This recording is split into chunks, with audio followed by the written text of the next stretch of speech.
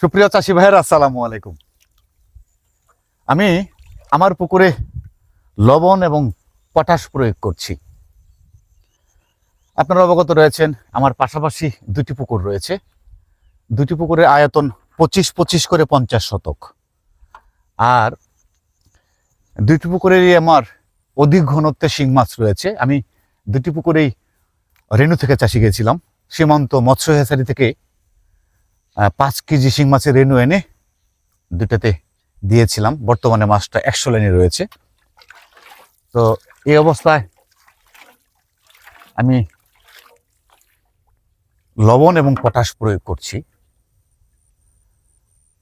এখন পৌষ মাস চলতেছে, পৌষ মাসের শৈত্যপ্রবাহ চলতেছে। এই শৈত্যপ্রবাহতে আমাদের পুকুরে খাবার কিন্তু একদম ছেড়ে দিয়েছে। অনেকের পুকুরে টুকটাক খাচ্ছে, আমারটাতে 100 কেজি খেত দুইবারে।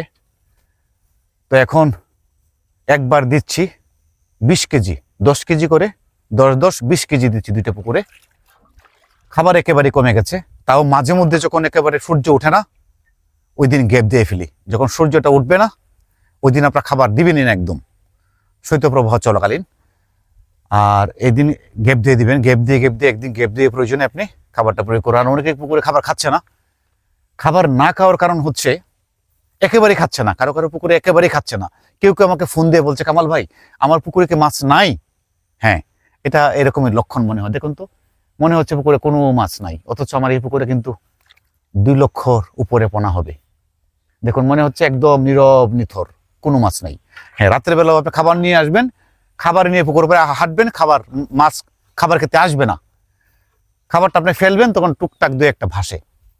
এটা শীতের জন্য এমনটা হচ্ছে, যেহেতু মাছের আমাদের মতো শীত নিবারণের জন্য আমরা খেতা কম্বল ব্যবহার করি, আগুনের কাছে যাই, নিজেকে তাপটা বাড়ানোর জন্য আমরা নিজেরাই কোনো না কোনো পদ্ধতি ব্যবহার করি।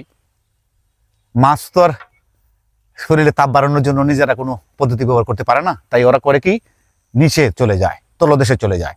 নিচের স্তরে চলে গেলে ওরা একটু তাপমাত্রাটা ওদের বাড়ে।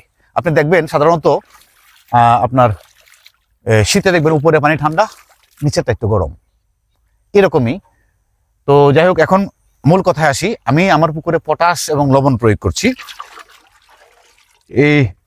আমি কি হারে পটাশটা প্রয়োগ করছি, কতটুকু লবণ দিচ্ছি এবং কতদিন পর পর ব্যবহার করছি।